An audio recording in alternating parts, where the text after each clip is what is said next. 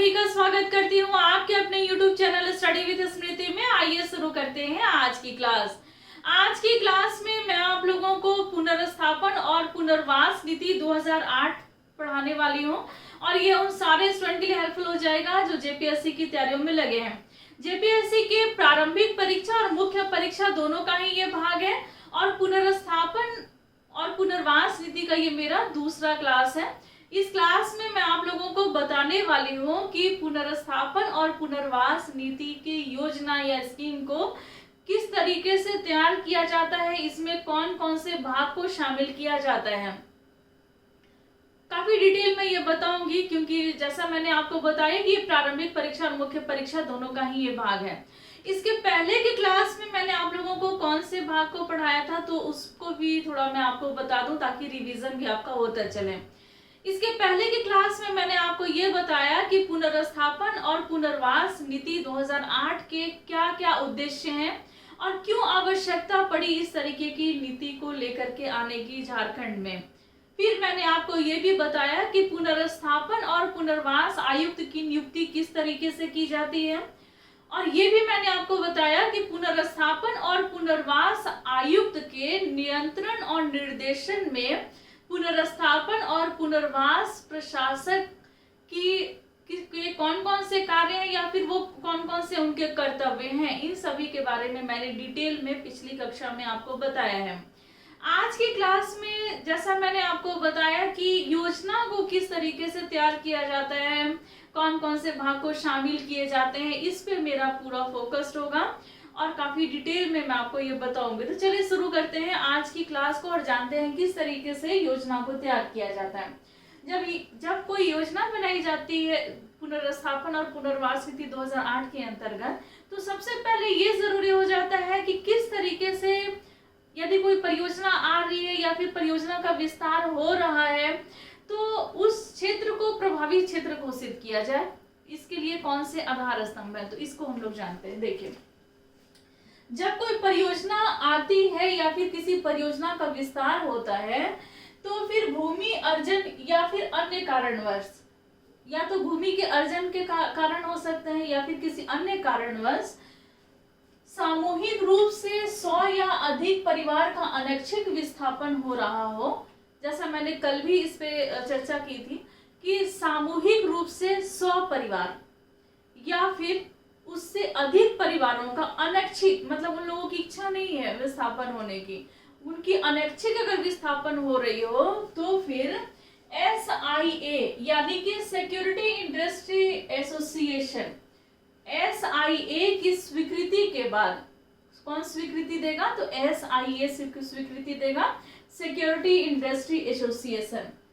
इसकी स्वीकृति के बाद 15 दिनों के अंदर 15 डेज, विद इन 15 डेज 15 दिनों के अंदर आदेश के माध्यम से एक आदेश निकाला जाएगा। इस 15 दिनों के अंदर जब वो SIA जब स्वीकृति दे देगी तो 15 दिनों के अंदर एक आदेश निकाला जाएगा। उस आदेश के माध्यम से जो प्रभावित क्षेत्र है, जो प्रभाव में कौन से प्रभावित क्षेत्र, तो प्रभावित क्षेत्र कहाँ पर, जहाँ पर परियोजना के कारण या जो भूमि अर्जन की जा रही है अन्य कारणों से 100 परिवार या उससे अधिक परिवार अगर स्थापित हो रहे हो तो उसको प्रभावित क्षेत्र कहेंगे। तो प्रभावित क्षेत्र को घोषित कर दिया जाएगा कितने दिनों के अंदर, 15 दिनों के अंदर। किसकी स्वीकृति के बाद, SIA की स्वीकृति के बाद उसको प्रभावित क्षेत्र घोषित कर दिया जाएगा जब वो 100 परिवार या उससे अधिक परिवार अगर उस वहां पर अनैच्छिक विस्थापन उनका हो रहा हो तो। इसके लिए क्या जरूरी होगा, कैसे प्रभावित क्षेत्र घोषित किया जाएगा, तो इसके लिए कम से कम 3 दैनिक समाचार पत्र, कम से कम 3 दैनिक समाचार पत्र में, 3 दैनिक अखबार में उसको प्रकाशित किया जाना जरूरी है। फिर डुगडुगी पीट करके ग्राम पंचायतों में, ग्राम पंचायत में डुगडुगी पीट करके ये बताना जरूरी है कि हाँ इस क्षेत्र को अधिग्रहित किया जा रहा है या फिर ये परियोजना के अंतर्गत में आ रहा है।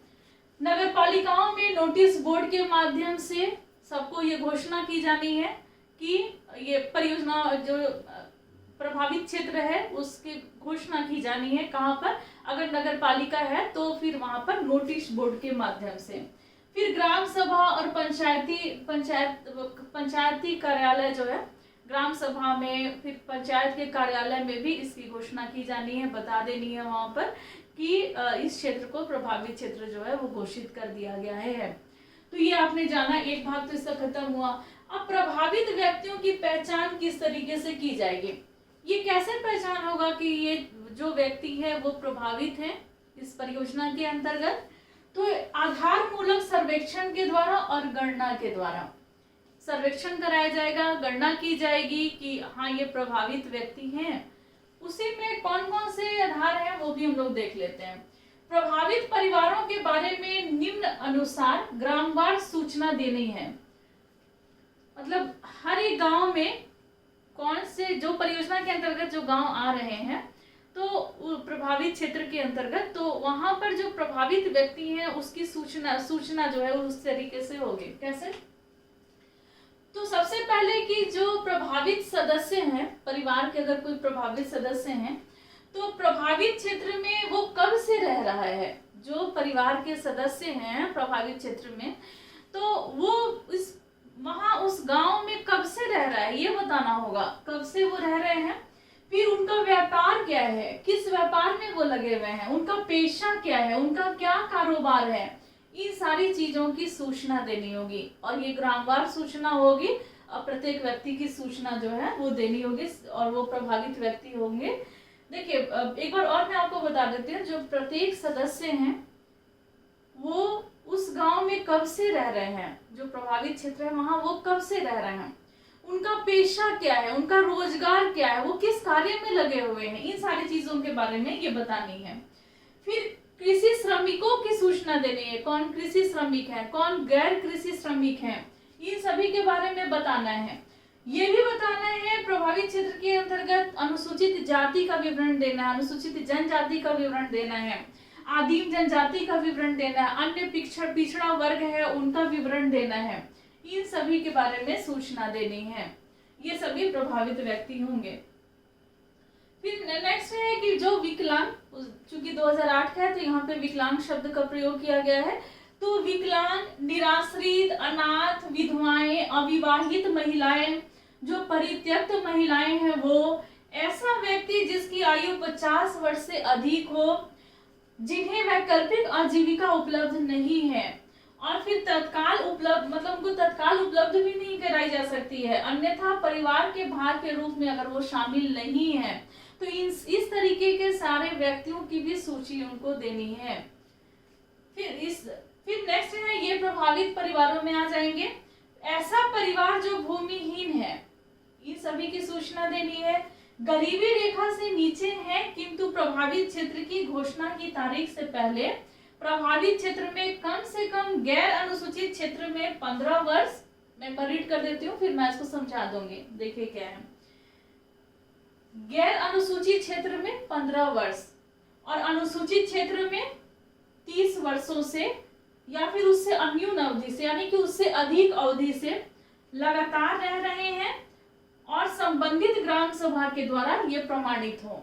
तो इसमें देखिए क्या कहा जा रहा है, वैसा परिवार जो भूमिहीन है या फिर गरीबी रेखा के नीचे वो जीवन यापन कर रहा है, किंतु प्रभावित क्षेत्र की घोषणा की तारीख से, लेकिन जब वो घोषणा कर दी गई कि ये प्रभावित क्षेत्र हैं, तो उस घोषणा की तारीख से अगर वो व्यक्ति उस प्रभावित क्षेत्र में, अगर वो प्रभावित क्षेत्र गैर अनुसूचित क्षेत्र के अंतर्गत आता है तो 15 वर्ष से वो रह रहा हो। कब से? तो जब ये प्रभावित क्षेत्र घोषित कर दिया गया तब से ये गणना की जानी है कि पिछले 15 वर्ष से वो गैर अनुसूचित क्षेत्र में रह रहा हो, या फिर अगर वो अनुसूचित क्षेत्र है तो वहां पर उस व्यक्ति को पिछले 30 वर्षों से वो रह रहा हो। और ऐसे करने के लिए वो लगातार वो उसी 30 वर्ष या उससे अधिक वर्षों से वो रह रहा हो, 15 वर्ष या उससे अधिक वर्षों से रह रहा हो। तो इसके लिए जो वहां का संबंधित ग्राम सभा है, वहां जो व्यक्ति के बारे में बताया जा रहा है, तो उनका जो ग्राम सभा है तो वहां के द्वारा वो प्रमाणित हो। तो ये इसकी सूचना देनी है। जब वो प्रभावित क्षेत्र घोषित किया जाएगा तो प्रभावित परिवारों की यहाँ से सूचना देनी है कि ये सारे लोग जो होंगे वो प्रभावित लोग होंगे। फिर अब हम लोग जानेंगे पुनर्स्थापन और पुनर्वास आयुक्त जो है इनके कुछ शक्तियां हैं। उसके बारे में। पुनर्स्थापन और पुनर्वास आयुक्त जो प्रभावित परिवार हैं उसके पुनर्स्थापन और पुनर्वास के लिए सर्वेक्षण के ब्यौरे को राजपत्र में प्रकाशन के 15 दिनों के अंदर आदेश के द्वारा किसी भी क्षेत्र को पुनर्स्थापन क्षेत्र घोषित कर सकता है। देखिए, जो पुनर्स्थापन और पुनर्वास आयुक्त हैं जिसकी नियुक्ति राज्य सरकार के द्वारा की जाती है, और जो राज्य सरकार है वो आयुक्त या उससे ऊपर के स्तर के अधिकारी को पुनर्स्थापन और पुनर्वास आयुक्त जो है वो नियुक्त करते हैं। तो इनका क्या काम है कि जब जो प्रभावित परिवार हैं उनके पुनर्वास और पुनर्स्थापन के लिए सर्वेक्षण के ब्यौरे को, उनका सर्वेक्षण का जो ब्यौरा होगा उसको राजपत्र के प्रकाशन में, जब उनका राजपत्र में प्रकाशन हो जाएगा, सर्वेक्षण का जो ब्यौरा होगा उसका प्रकाशन कहाँ पर जब हो जाएगा, तो राजपत्र में प्रकाशन जब इसका हो जाएगा तो उस प्रकाशन होने के 15 दिनों के अंदर, कितने दिन, यहीं से प्रश्न बनते हैं, प्रकाशन होने के 15 दिनों के अंदर आदेश के द्वारा किसी क्षेत्र को वो आदेश देंगे और वो किसी क्षेत्र को पुनर्स्थापन क्षेत्र घोषित कर सकते हैं। तो इसका अधिकार किसके पास है? पुनर्स्थापन क्षेत्र की घोषणा करने का। तो ये अधिकार है पुनर्स्थापन और पुनर्वास आयुक्त के पास। वो जब राजपत्र में घोषित कर दिया जाएगा सर्वेक्षण का ब्यौरा, तो फिर वो क्या करेंगे कि 15 दिनों के अंदर उनको एक आदेश के माध्यम से, घोषणा के माध्यम से वो उस क्षेत्र को पुनर्स्थापन क्षेत्र घोषित कर सकते हैं। तो आपने इतनी बातों को जाना। अब आप जानेंगे कि जो पुनर्स्थापन क्षेत्र होगा वो कहाँ पर होगा। पुनर्स्थापन क्षेत्र जो होगा वो परियोजना टाउनशिप, जो परियोजना आ रही है उस परियोजना का जो टाउनशिप है या तो उसके अंदर होगा और नहीं तो फिर उसके समीप होगा। ये नहीं कि यहाँ पर परियोजना आई है और दूसरे किसी गांव में या फिर किसी दूसरे क्षेत्र में जाकर के उन लोगों को बसा दिया गया, या तो उस परियोजना टाउनशिप के अंदर पुनर्स्थापन क्षेत्र होगा या फिर उससे सटे होगा। ये चीज है। फिर अब हम लोग जानेंगे थोड़ा पुनर्स्थापन और पुनर्वास प्रशासक से संबंधित कुछ इंपॉर्टेंट फैक्ट। देखिए क्या है, पुनर्स्थापन और पुनर्वास प्रशासक के द्वारा भूमि के तैयार की गई सूची, भूमि की जो सूची तैयार की जाएगी उसके बारे में, भूमि की वो सूची तैयार करेगा। चलिए हम लोग देखते हैं कि किस तरीके से वो सूची तैयार करेगा, उन सूची में कौन कौन सी भूमि को शामिल किया जाएगा। देखिए क्या है, जो अगर कोई परियोजना है उसके लिए उपलब्ध अथवा अर्जित भूमि और इस परियोजना के लिए निर्धारित भूमि, जो परियोजना है उसके लिए उपलब्ध या फिर अर्जित होने वाली भूमि जिसको लिया जाना है वैसी भूमि, और इस परियोजना के लिए निर्धारित जो भूमि है वो, इसकी सूची वो तैयार करेगा। कौन तैयार करेगा? तो पुनर्स्थापन और पुनर्वास प्रशासक तैयार करेगा। और ये किसके नियंत्रण और निर्देशन में काम करता है? तो पुनर्स्थापन और पुनर्वास आयुक्त के नियंत्रण और निर्देशन में काम करता है। और जो प्रशासक होते हैं तो उनकी सहायता के लिए अधिकारी और कर्मचारियों की नियुक्ति भी की जाती है। अगर वो चाहें तो किसी संस्थान की वो मदद ले सकते हैं, तकनीकी विशेषज्ञों की भी मदद वो ले सकते हैं। फिर भूमि की सूची में और कौन सी भूमि को शामिल किया जाएगा, किस तरीके की भूमि? तो जो सरकारी भूमि है यानी कि सरकारी बंजर भूमि या फिर अन्य भूमि, इसको भी शामिल किया जाएगा सूची में। और जो सरकार में विहित हो, जो सरकारी भूमि हो तथा जो प्रभावित परिवारों के आवंटन के लिए उपलब्ध हो वैसी भूमि को भी इस सूची में शामिल किया जाएगा। फिर नेक्स्ट है कि पुनर्स्थापन और पुनर्वास स्कीम अथवा योजना के प्रयोजनार्थ, तो जो योजना बनाई जाएगी तो उसके प्रयोजन के लिए जो खरीद एवं अर्जन के लिए उपलब्ध भूमि, उसके खरीद के लिए या फिर उसको लेने के लिए जो भूमि उपलब्ध है उसका भी सूची में शामिल, उसको भी सूची में शामिल किया जाएगा। ये सारी भूमियों की सूची है। अब हम लोग जानेंगे नेक्स्ट पॉइंट की पुनर्स्थापन और पुनर्वास प्रशासक जो है वो इस योजना के लिए किसी व्यक्ति की भूमि को खरीद सकता है, उसके लिए करार कर सकता है और भूमि अर्जन के लिए राज्य सरकार से वो कह सकता है। तो ये इसके अधिकार हैं। पुनर्स्थापन और पुनर्वास प्रशासक अगर वो चाहे तो वो किसी व्यक्ति से उसकी भूमि को खरीद सकता है, या फिर उसके लिए वो करार कर सकता है, या फिर उसके अर्जन के लिए वो राज्य सरकार से कह सकता है। तो यहाँ से भी प्रश्न बन सकता है कि ये किसका अधिकार है कि वो पुनर्स्थापन और पुनर्वास नीति 2008 की योजना के लिए राज्य सरकार से भूमि अर्जन के लिए कह सकता है। तो ये अधिकार किसके पास है? तो ये पुनर्स्थापन और पुनर्वास प्रशासक के पास ये अधिकार है।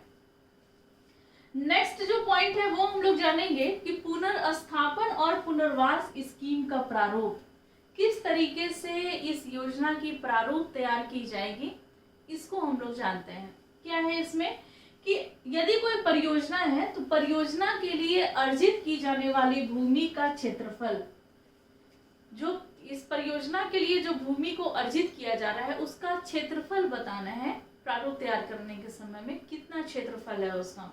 और जो प्रभावित गांव है उसका नाम, कौन कौन से गांव जो है वो इससे प्रभावित होना है उसका भी नाम बताना है। फिर प्रत्येक व्यक्ति की ग्रामवार परिवार सूची, मतलब उसके प्रत्येक व्यक्ति का ग्रामवार सूची, जैसे मैंने आपको बताया कि माफ कीजिएगा, प्रभावित व्यक्ति का ग्रामवार सूची, जो प्रभावित व्यक्ति हैं ये मैंने बताया कि कौन से व्यक्ति जो होंगे वो प्रभावित होंगे, किस तरीके से उसकी सूची तैयार की जाएगी ग्रामवार, तो ये भी प्रारूप में इसको रखना है। फिर परिवार की सूची उम्र सहित, कि परिवार में कितने सदस्य हैं, उनकी उम्र कितनी है, कितने उम्र के हैं, वो सबके साथ। फिर जो प्रभावित क्षेत्र में उनके कब्जे में अथवा उनके स्वामित्व में भूमि और अचल संपत्ति की मात्रा और स्वरूप, कि जो प्रभावित क्षेत्र के अंदर में जो व्यक्ति आते हैं, जो प्रभावित व्यक्ति हैं, तो उनके पास कितनी भूमि है, उनके पास चल या अचल संपत्ति कितनी सारी है, इन सभी के बारे में उनकी मात्रा बतानी है कि कितना है उनके पास, और उनके स्वरूप के बारे में बताना है किस प्रकार की संपत्ति है उनके पास।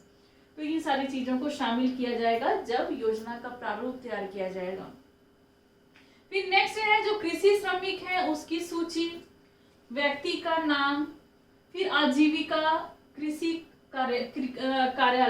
कार्यकलाप, तो कृषि श्रमिक के बारे में बताना है, और फिर उन व्यक्ति का नाम बताना है, और यदि वो मतलब उनकी आजीविका कृषि कृषि के क्रियाकलापों के साथ है, इन सभी की का भी विवरण देना है कि वो अपने आजीविका के लिए कृषि पर ही निर्भर है, इन सब का ही विवरण देना है। इसके लिए सूची तैयार करनी है, इसका प्रारूप ये प्रारूप में शामिल किया गया है। शिल्पकारों सहित गैर कृषि श्रमिकों की भी सूची देनी है, प्रारूप में प्रारूप में रखा गया है इसको भी, कि शिल्पकार के साथ साथ जो गैर कृषि जो श्रमिक हैं उसको भी रखना है। बिना वास भूमि वाले, जिनके पास भूमि नहीं है वैसे व्यक्ति, और गरीबी रेखा से नीचे के परिवारों की सूची शामिल की जाएगी इसमें, जो ग्राम सभा से विमर्श करके गरीबी रेखा के नीचे के सभी परिवारों को इसमें शामिल किया जाएगा। तो इसके लिए ग्राम सभा से परामर्श लिया जाएगा कि कितने व्यक्ति आपके गांव में हैं जो ये गरीबी रेखा के नीचे जो जीवन यापन कर रहे हैं, या फिर उनके पास कोई वास भूमि नहीं है, तो ग्राम सभा के साथ परामर्श लिया जाएगा। फिर अगर कोई व्यक्ति जो है वो रोजगार समाप्त होने की क्या संभावना है, प्रभावित क्षेत्र में जो प्रभावित व्यक्ति हैं तो वो अगर किसी रोजगार में लगे हुए हैं, तो अगर उनको विस्थापित किया जा रहा है वहां से, उनके भूमि का अधिग्रहण किया जा रहा है या फिर उनके क्षेत्र का अधिग्रहण किया जा रहा है, तो फिर उनके रोजगार छीनने की कितनी संभावना है, इन संभावना को भी प्रारूप में शामिल किया जाएगा, इसकी भी सूची शामिल की जाएगी। अधिभोगियों, भेद प्रभावित, जन सुविधाओं और सरकारी भवनों, सार्वजनिक और सामुदायिक संपत्तियों की भी सूची जो है वो भी शामिल की जाएगी, और उन लाभों या पैकेज की भी सूची तैयार की जाएगी, उस प्रारूप में इसको शामिल किया जाएगा जो कि प्रभावित परिवार को दिए जाने हैं। और हम लोग इसके बारे में नेक्स्ट क्लास में जानेंगे कि प्रभावित परिवारों, जो प्रभावित परिवार हैं प्रभावित क्षेत्र के, तो उनको कौन कौन से लाभ दिए जाने हैं। तो आज की क्लास में आपने योजनाओं के बारे में जाना कि इस योजना में प्रभावित व्यक्ति कौन होंगे, फिर प्रशासक जो है वो भूमि की सूची किस तरीके से तैयार करेगा, और आपने ये भी जाना कि पुनर्स्थापन और पुनर्वास की स्कीम जो तैयार की जाएगी तो उसका प्रारूप किस तरीके से तैयार किया जाएगा, उनमें कौन कौन सी सूचियों को शामिल किया जाएगा। और नेक्स्ट क्लास में हम लोग ये भी जानेंगे कि किस तरीके से प्रभावित परिवारों को लाभ दिया जाना है, कैसे वो लाभान्वित होंगे, उनके हितों का किस तरीके से संरक्षण किया जाएगा। तो ये हम लोग नेक्स्ट क्लास में जानेंगे। तो आज की क्लास में बस इतना ही, मिलते हैं नेक्स्ट क्लास में, लेते हैं आपसे विदा, धन्यवाद।